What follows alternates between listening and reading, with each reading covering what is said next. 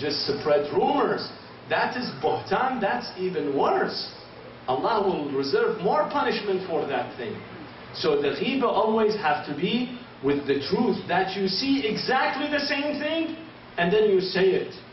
When you say it, that thing is considered to be ghibah. But if you want to exaggerate, add some more, add things that the other person has never done, that is considered to be even buhtan, and it's even worse. Now ghibah has many forms. Sometimes can be verbally. You say something by your tongue, sometimes by writing, sometimes by gestures. One day Aisha, the wife of Rasulullah sallallahu alayhi wa alayhi, saw a little lady, a short lady. By her hand she said like this. Rasulullah sallallahu alayhi wa alayhi told her, you have eaten from her flesh. This is ghibah. She said, I did not say anything. She said, yes. He said, yes. Just by gesturing, this is an indication of ghibah. Sometimes you insult the children. A family come to your home, when they leave, they start talking against their children. You say, MashaAllah, what kind of children they have? Trouble, shaitan. The ghibah goes toward the parents. The ghibah doesn't go to the child, rather goes to the parent, and you need to make istighfar. So the ayah here that I recited at the beginning, that says, وَلَا يَغْتَبْ بَعْضُكُمْ بَعْضًا أَيُحِبُّ أَحَدُكُمْ أَنْ يَأْكُلَ لَحْمَ أَخِيهِ مَيْتًا فَكَرِهْتُمُوهُ. Look how graphic the ayah makes the situation. How disgusting. It says, would you like, can you ever see, can you ever imagine somebody sitting in front of the body of his brother, and the body is dead, the brother's dead body, and you start eating the flesh and the blood of the dead body of your brother? Can you imagine that? Just for 1 second, try to imagine this incident. Look how graphic it is, how horrendous and obscene the scene is. Allah subhanahu wa ta'ala tried to bring it to our attention. Ghibah, when you attack somebody verbally while he's not there, when you say something against him to denigrate him and he's not there, it is you are equating with that person who does cannibalism, who eat a dead flesh of not a strange person and not any relative, rather his brother, your sibling. Can you imagine how dangerous and how horrendous the scene it is? That's how Allah subhanahu wa ta'ala brings it close to our attention. This is the ghibah. Why? The dead body, meaning that the person cannot defend himself when the person is dead. So when you eat his flesh and he cannot defend himself, is similar to the ghibah that you make and he's not listening to you. He cannot defend you. He cannot defend himself. In his absence, you attack him, you denigrate him. And this is the scene, this is the result. And Allah subhanahu wa ta'ala does not exaggerate. When He says something, He's saying the absolute truth. There's no exaggerations in Allah's words. When He in fact say that eating, when He in fact say that ghibah, it is like you eat your brother's dead body. In fact, it is.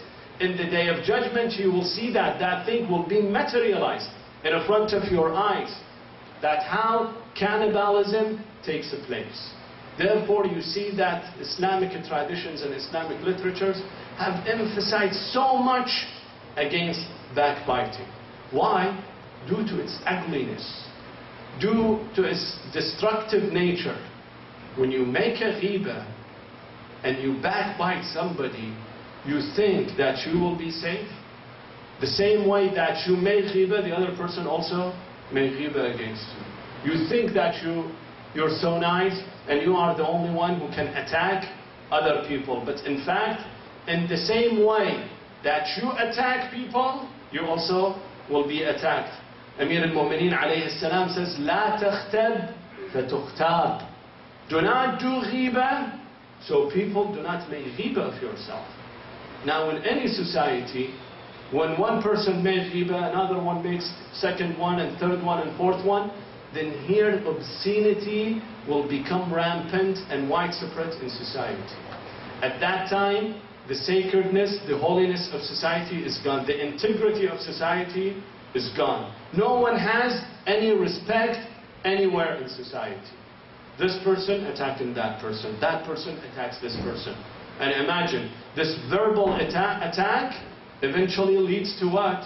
To violence. Sometimes you say something, the other guy again goes somewhere else and attacks you. You hear about it, he hears about it, you confront each other, and eventually leads to violence, and eventually leads to disunity. It defeats the whole purpose of a healthy society. We need to have a society in order to live peacefully without headache in society.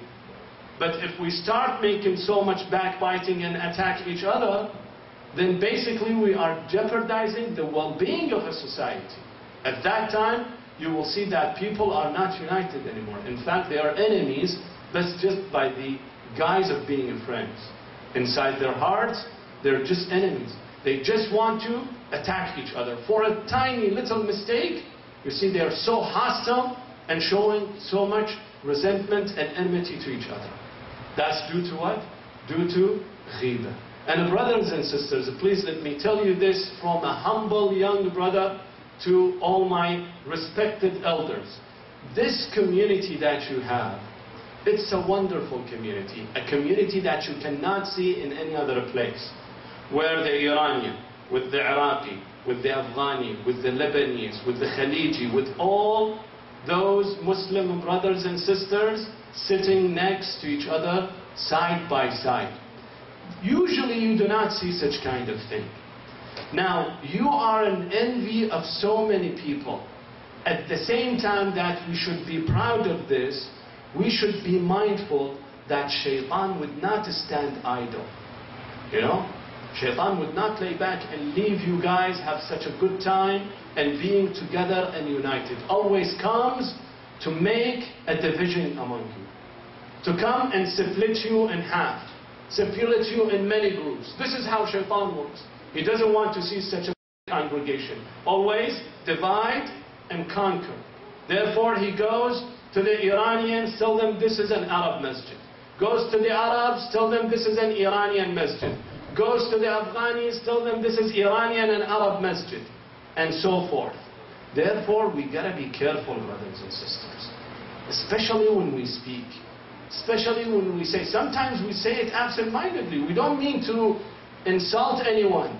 But unfortunately that word could be taken wrong, and someone else, the messenger of Shaitan who comes from outside and I don't know who, will come and exacerbate the situation. Put more pepper on the food, more insult, more salt on injury, and exacerbate the situation, inflame the situation, and all of a sudden you see that this beautiful, wonderful, coherent community is divided into multiple groups, and the loser is all of you, brothers and sisters. The loser will not be anyone. There is no winner, only Shaitan. Shaitan is the winner. But among this division, no gain. No one will gain. It is only going to be losers, and those losers will be you. Therefore, pay attention to this fact, brothers and sisters. When there are people who come to attack the community or attack the masjid, first ask about their motives. Why they come to do this? If there is a problem, I can pinpoint to 100 problems here. But does it mean that I have to come and strike a division among people and say this is for Persians, this is for Arabs, and we need to separate between the two? Instead, I should come with honesty, with dignity, tell the people in charge where the problem is, and at that time, you will see the response. That time, you will see how things can be fixed. I'm not saying that the whole thing is perfect without any mistake. There are mistakes. We are all humans, and everybody makes mistakes. But exacerbating the situation, pushing it so much, will only lead to a big loss for the entire